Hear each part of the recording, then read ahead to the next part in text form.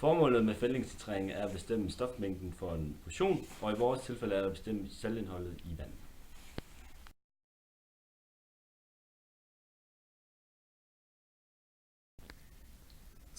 Teorien bag en titrering er, at man har en titrator, som i vores tilfælde er sølvnitrat, som man tilsætter langsomt til prøven, og indtil der opnås ekvivalens. Ja.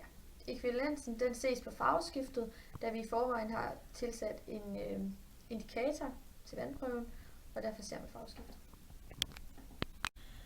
Under vores titrering, der vil vi se, at der bliver dannet et bundfald. Bundfaldet det kommer af kloridioner og sølvioner, som går sammen og danner sølvklorid, som er tungt opløseligt stof, og derfor så danner det selvfølgelig bundfald.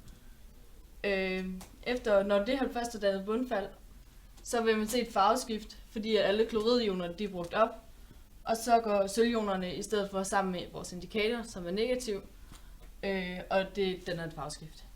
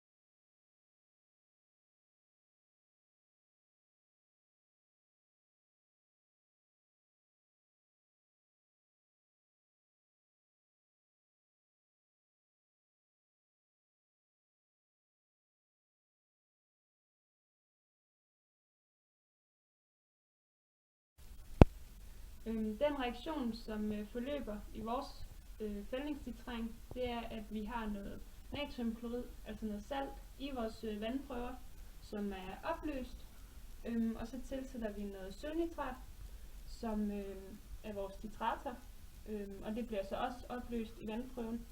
Og herved der får vi så noget sølvklorid, som danner bundfald, fordi det er tungt opløseligt, og vi får noget natriumnitrat, som er tilskurionerne, som stadigvæk vil være i opløsning.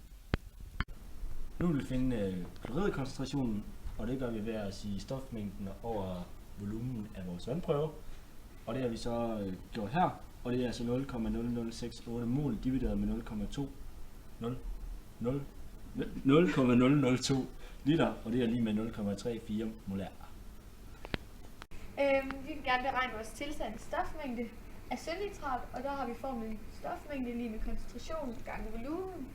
Og vores stofmængde for sølvnitrat var 0,05 molær, og ganger vi med vores volumen, som var 13,6 ml, som vi regner om til liter. Og når vi ganger dem sammen, så bliver vores resultat i mol, og det er 0,00068 mol. Nu vil vi beregne masseprocenten, og det gør vi ved at dividere massen af natriumklorid med massen af vores vandprøve og gange 100. Og da densiteten af vand er lige med 1, så må de 2 ml af vores vandprøve være lige med 2 gram. Og det kan man så se der, og det giver så 2%. Jeg skal beregne massen af saltindholdet i vores vandprøve. Og massen den finder jeg ved at sige vores stofmængde gange med vores molarmasse. Og stofmængden, den fandt vi før, den var de her 0,00068 mol. Og det ganger jeg så med den molarmasse, som vi kender i det periodiske system. Og når man ganger de to sammen, så får vi en masse på 0,04 gram.